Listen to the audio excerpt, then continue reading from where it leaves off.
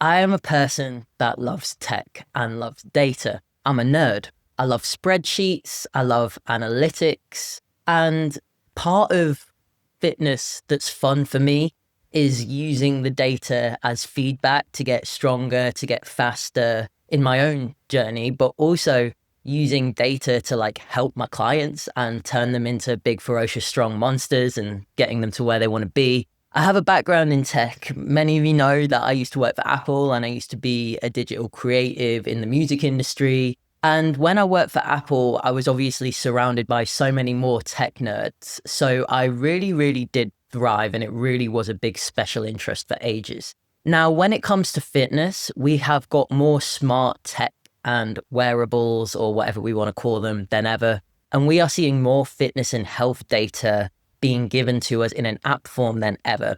Every smartwatch comes with its own accompanying app, and you can check out your sleep, your recovery, your readiness to train, your steps, your calorie burn, your VO2 max, your heart rate variability, your pulse ox, all these things that ages ago we would never actually even know about ourselves when they didn't exist. The tech is really fun for me. I like nerding out on the data. I have a smartwatch. I'm team Garmin. I've had Apple Watches. I've had Fitbits. I've even had a Jawbone. And if you're my age and into your tech wearables, you will know what the bare basics were.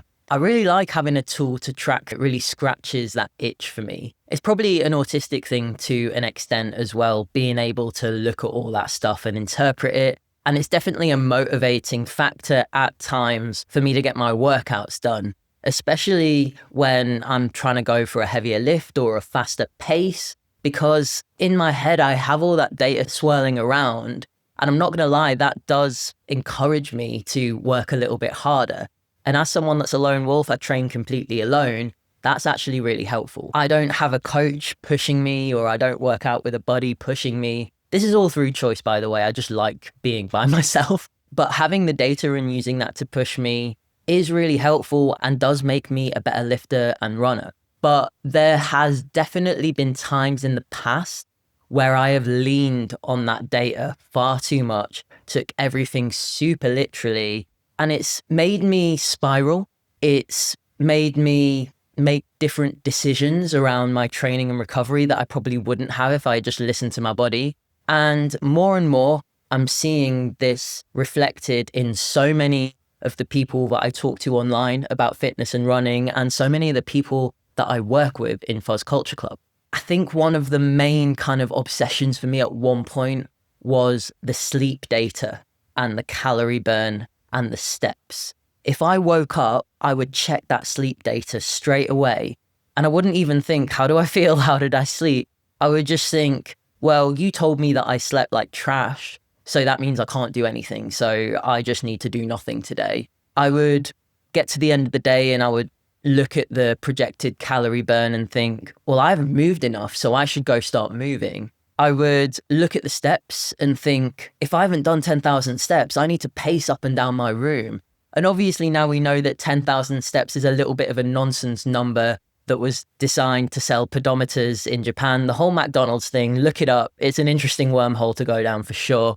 But I think I got to a point where I was like, I'm relying on this too much. I am essentially outsourcing my intuition and my mind-body connection to an app and a watch. And that's just algorithms and equations based on the small amount of data it is getting from my heart rate.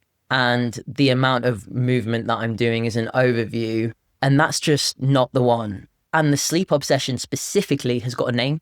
It's called orthosomnia. And that is a term used to describe people that obsess over their sleep data. And as a result, it actually makes their sleep worse. And we'll talk about that a little bit more later. That word might sound familiar to you. We also have the word orthorexia, which is used to describe people that obsess over their food tracking data. So we're at a point now where smartwatches and fitness trackers have more features than they ever used to, which essentially means there's more things for us to see. There's more things for us to panic about or get anxious about. There's more things for us to use to measure our fitness. There's more things for us to pin our worth to or compare ourselves to others using that data. And so much of that can be so easy to get caught up in and actually be really detrimental to our training, to our mental health, and to our physical health, and then to things like sleep, stress, anxiety. And because of the time of year it is, we've obviously had Black Friday, Cyber Monday, whatever capitalist bullshit that they like to put on us. We're now at a point where we're going into Christmas and we're going into the new year. Lots of people are thinking about fitness. Lots of people are going to get new smartwatches, are going to get one for the first time. You might have already got one yourself. You might be saving up to buy one. You might have asked your mate Father Christmas to bring you one. So I thought it would be a really good time to actually talk about how we interpret the data and our mindset to smartwatches, because I do think it's very important. This is actually going to be my second to last podcast of the year. I'm taking December to do lots of work inside Fuzz Culture Club. And because it's a slightly quieter time, for me, it works perfectly. And also, I'm not the biggest Christmas person.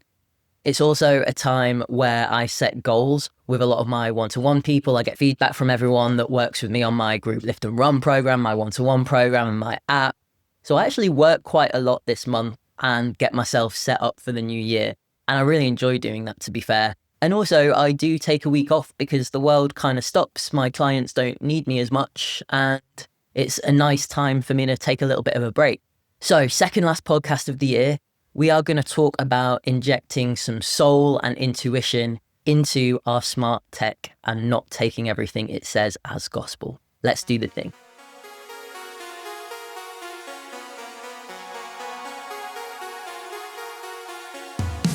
So the most common thing I see with people with smartwatches is falling into that comparison trap and comparing their numbers to other people's numbers, especially online. And it's really common for me to also see this in a lot of my clients that I work with one-to-one. And often it can be so subconscious, they don't even realize. They see someone's weekly average steps. They see the calorie burn from their workouts. They see their average paces, their average heart rate, their recovery score. They see their VO2 maxes, and they immediately bank those and compare them against their own, even if they don't realize at the time. And I don't know if you've heard that saying, comparison will kill you. It ultimately will. Because when we're thinking about fitness levels and training age, everybody in the whole world is at a different point in their fitness journey. So all of our metrics are going to be completely different, as well as considering all the different layers in terms of body type, chronic illness, race, age, gender, whether someone's taking HRT, whether someone's taking steroids, which is so many more people than you think. So when we compare the numbers to other people's numbers, and then take all of that data as gospel, we're not thinking about how we feel in our mind and our body. We should trust our intuition because we have lived in our body our whole lives. This watch has been on my wrist for a few years. It doesn't know how I feel. It doesn't know when I'm sad or when I'm happy. It might think it knows when I'm stressed, but actually I've learned more and more that it doesn't. So if we can build a more neutral relationship with our watch and take it with a pinch of salt, our mind-body relationship, our self-awareness, and our mental well-being will be a lot better. And you know what? Because of that, our training will probably get better as well. And I want to point out for all of my trans family that a smartwatch is very gendered. It's based on cis heteronormative standards. They're not factoring in non-binary bodies and trans bodies when they're giving you these metrics. They're not factoring in whether someone is on HRT, whether someone like me who's on a low dose of testosterone versus a trans man that's on a full high dose of testosterone. So for any of my trans family listening to this, there is even more reason to take all of this data with a pinch of salt, because we aren't in a cis body, and we can talk about where these algorithms come from for calculating the metrics that we see in the apps, but I'd literally be here all day, and I actually just don't think I'm smart enough. And then the final point on falling into the comparison trap, there's a big risk if you as a person struggle with things like anxiety, disordered thoughts around food and exercise. You do a lot of work on trying to cultivate a neutral relationship with your body, with exercise. Tech like this can absolutely exasperate it. It can ramp up the panic, the health anxiety, and it can lead you down that very black and white, all or nothing thinking of, I'm not healthy enough, I'm not fit enough, my VO2 max isn't high enough, so I need to do more, I need to change more. And that can lead to our general overall physical or mental health just being worse. So if you do enjoy wearing a smartwatch, but you do struggle with things like that, it definitely needs to be a consideration when you get one about how you're going to frame it for yourself, when you're going to look at the data, how you're going to talk to yourself about that data, what your mindset is towards it, because we don't want that to be another stressor in itself on top of all the other usual stressors we have in life, you know? So when I was planning this episode, I hopped into the Fuzz Culture Club group chat and I asked the people that used smartwatches what they thought about them. Did they think they pinned a lot of worth on the numbers? Did they think they were a better runner and lifter for having one? And have they been detrimental to them at any point in the lifespan that they've had them in? So my first example is one of my wonderful clients who loves data as much as I do. They have so much smart tech, it's hugely impressive. So they've got a Whoop, they've got an Apple Watch, they've got a Garmin watch, and they've got an 8 Sleep, which is a kind of like smart mattress. Also, for anyone that doesn't know what Whoop is, it's not a watch per se, but it is a band that you wear on yourself that gives you a lot of data. This client said that they don't trust any of them individually. They kind of use them for data hoarding and noticing tracking fluctuations over time. So if they see a trend across all of them, they might pay attention to that. But they also said, if my Whoop band tells me I'm only 30% recovered, but I feel fine, I won't sit in bed all day. So I think this person is coming from almost a place of curiosity and just enjoying tech and data, but they're definitely not using it as gospel, which I think is really healthy. So that was a cool take from someone that literally has all the gear. My next example is coming from a client that has a Garmin Forerunner and they use it for running. So the main things they're using it for is for time, distance, cadence metrics. They like nerding out over the data, but again, they don't take the metrics as absolutely true. And they also note that for lifting, the watch basically tells them they do fuck all for 45 minutes. And I can attest to that as well. My Garmin does that too.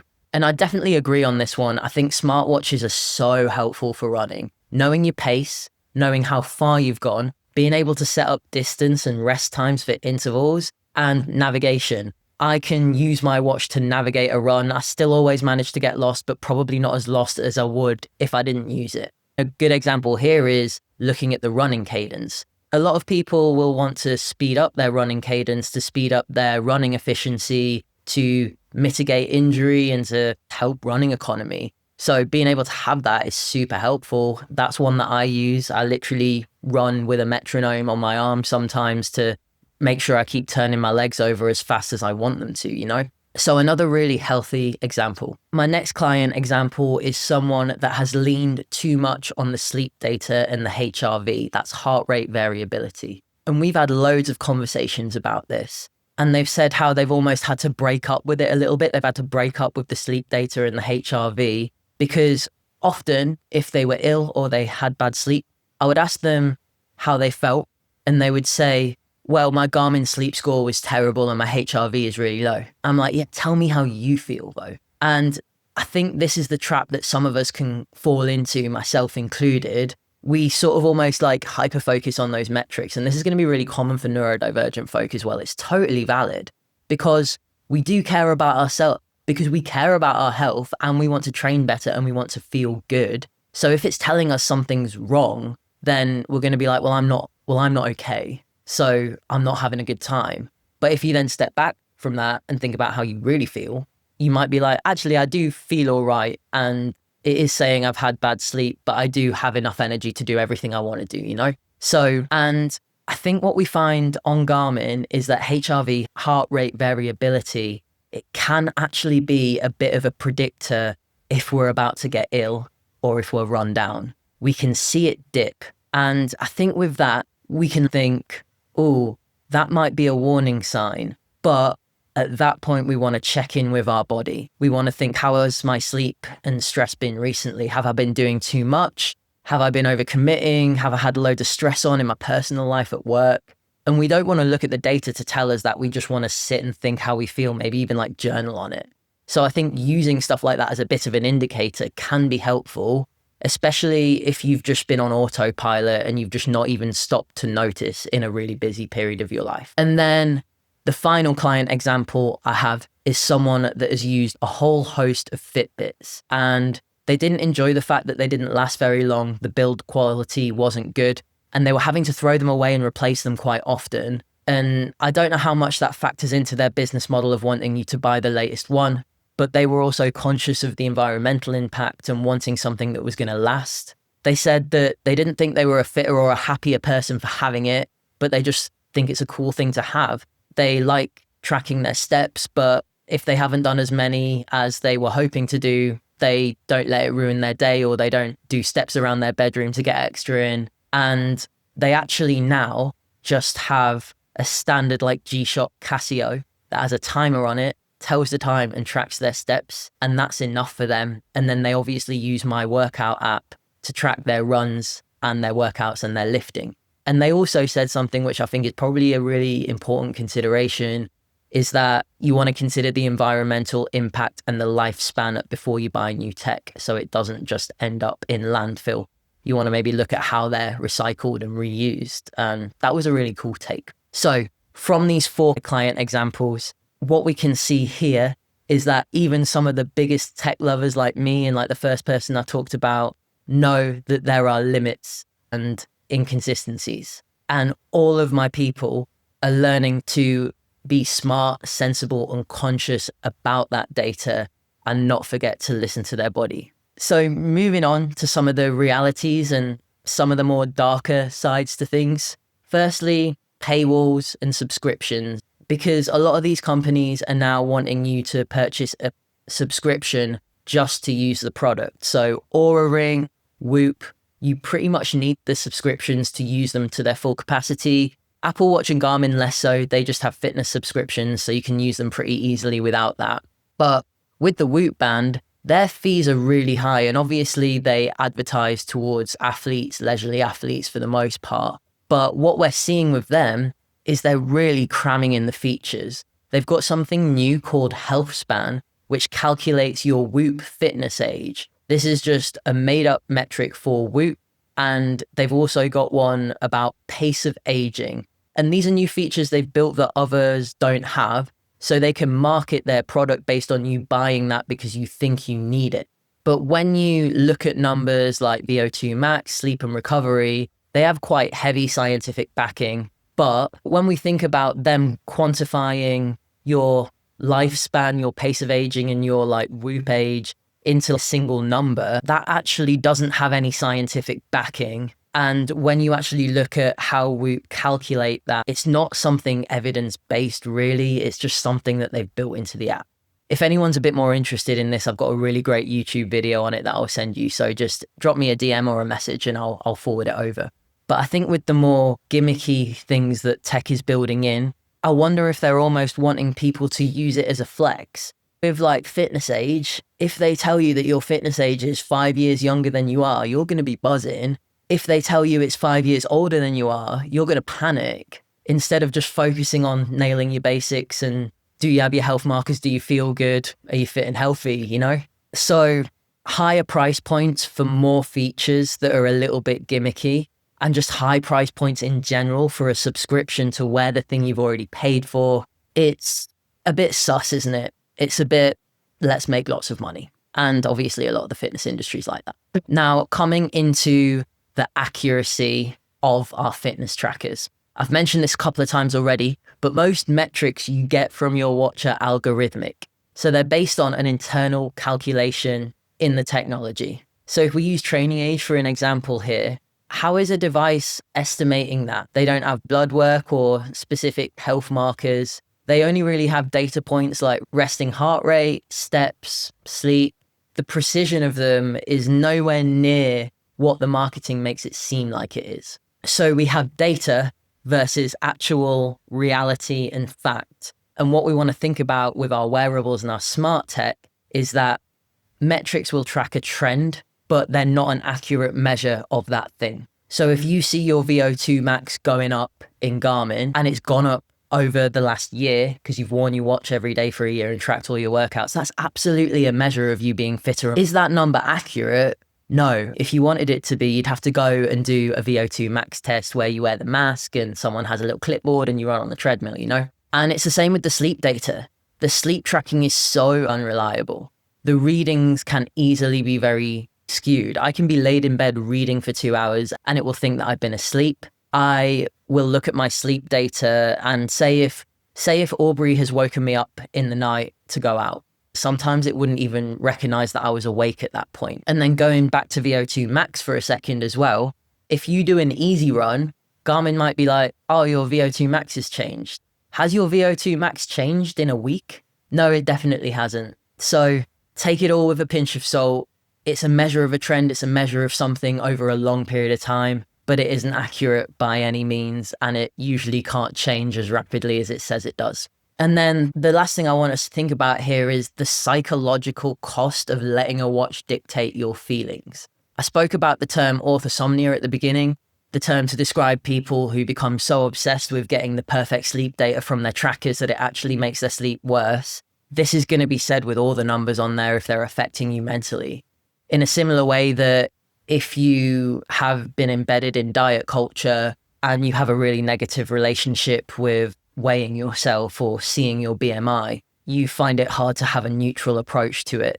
And then you're just chasing ideal numbers all the time. And that can lead to way more anxiety. You're chasing the ideal sleep efficiency or the ideal REM time in your sleep. You see a low recovery score, and then you lay down all day, you skip your workout, even though you feel absolutely fine, in the hope that your recovery score might go up. When we move from a place of seeing a wearable as a handy tool to actually believing that this tool determines my training age, my identity, my mental health, and my physical health as gospel, then we've got a problem. So before we finish up, if you are ready to stop letting numbers on your watch dictate your worth and start moving and progressing in your training based on how your body actually feels, I want to quickly tell you about my new program in my workout app, Superhuman. It's called Rise. It is the only beginner program you will ever need. It takes you from being a complete beginner or someone that just wants to revisit and nail the basics to being someone that can confidently train with intention, understand how to gauge intensity, understand how to progressively overload. And yes, you will probably love tracking it in my workout app because it will tell you how many cute animals or mudengs or pestos that you've lifted. But I promise you, it won't tell you your fitness age or how to feel, aside from just giving you all the tools with your training to help you get huge, ferocious with an awesome cardio engine and feel awesome about yourself. The program is called Rise. It is live in my app now. Everyone I've got on it so far has been absolutely loving it. It's one of the most comprehensive programs I've ever written, and I'm so proud of it. And if you fancy trying it out, check the show notes and you can get a little 50% off code for your first month so you can try it for yourself. Okay, let's dive back in now. Okay, so let's wrap this up. Is our smartwatch making us hate ourselves a little bit? Is it ruining our life a little bit? Are we maybe putting a little bit more of our worth on it than we should do? How do we use it as a tool neutrally, but also trust our intuition and cultivate a really positive relationship with our mind-body connection so we can look internally to decide if we've slept well, if we've recovered well, if we're ready to train? Here are my tips and considerations for you. So the first one is we need to accept that fitness tech and smartwatches are background helpers. They're secondary tools that aren't 100% necessary, rather than absolute accurate measures of our health, our fitness, our sleep, our stress, our VO2 max, our recovery. They are good as a utility tool. So they can be used for helpful tracking like steps, distances, pace, interval runs, tracking trends in the data. And they undeniably do really help people on their fitness journeys. They can be a bit of a motivator, and we can look at that data and interpret it and then compare it to how we feel in our bodies. Remind yourself what the thing on your wrist is good for, which are things like long-term trends over a much longer period of time. And I'm talking like 6 months, a year. I'm not talking week on week. It can show you progress in your running. It can give you data from your runs. You can use it to set up your intervals and track your workouts. It's a utility tool, but it will never tell you how you feel. And I think fitness watches have undoubtedly made the general population more aware of different health markers. and more aware of data from their runs or workouts. So when you use them in context, they really support the very unsexy foundation of nailing the basics that I talk about so much on this podcast. But there's definitely some things that we might need to break up with, ignore, or just take with a pinch of salt, depending on how much they actually emotionally affect you and the choices you then make for the rest of your day. So things like readiness to train, recovery scores, sleep data, training age, this is the really critical stuff. And you need to think about how you feel in your body first. So if you're waking up every morning and checking your sleep data, your readiness to train, and your recovery score, I would actually really challenge you not to look at that stuff at all and just think about how you feel in your body. Did I sleep well? Do I feel well rested? Is my body feeling all right after that track run or that hard session the other day? Do I feel okay to do my planned workout as it's written? Or am I maybe going to scale it or put it on another day, depending on how I feel? A lot of these numbers can become really self-fulfilling. And then without realizing, you're chasing those numbers instead of just trying to improve your running or your health or get stronger. And that's just taking you away from the main thing that you want to do and the main outcome that you want. So the main takeaway from this whole episode is, if you take all this data with a pinch of salt, remain curious and a little bit skeptical, and also acknowledge the inaccuracies and inconsistencies, what they're helpful for, what they're not helpful for, you're going to get a load of mental capacity back because you're not going to worry about it. You're not going to let it affect you. And as a result, you're going to become way more in tune with your own body, which is so important. The knock-on effect of that is that your training will be better. Your mental well-being and relationship with fitness and your body will be a lot more healthier. And remind yourself that we know what the foundations of fitness and well-being are. And obviously, I'm going to remind you of them just in case I don't bang on about them enough. Get 7 to 9 hours of sleep a day if you can. Go for a daily walk and get some outside time. Find a form of strength training and cardio that you like, that you enjoy and can do regularly. Do heavy compound lifts, train with some sort of intensity. Try and get your 5 a day in, try and eat regular meals. Build those meals around protein. The fitness industry has massively overcomplicated everything to do with fitness because shouting about the fundamentals that we know work and that are the most effective doesn't sell their smartwatches or their supplements or whatever product it is that they want you to buy into. And the last thing I want you to remember is that tracking data from workouts, if you enjoy that, is cool. It's really cool to see your progress over time. But if you do find yourself really obsessing over it to the point where it's getting in the way of your training, of your life, or it's affecting your stress levels or mental health, then that's the point where you might have some work to do and may need to step away from that or get some support with it. And if you need to break up with your watch for a little bit in the process, that is absolutely fine. I hope this episode has helped you see it a little more neutrally and objectively, and also help you acknowledge the inaccuracies and inconsistencies and remind you of what is important when it actually comes to our training, our fitness and our well-being. So that's going to do it. Let me know what you think. Have you had to break up with your watch?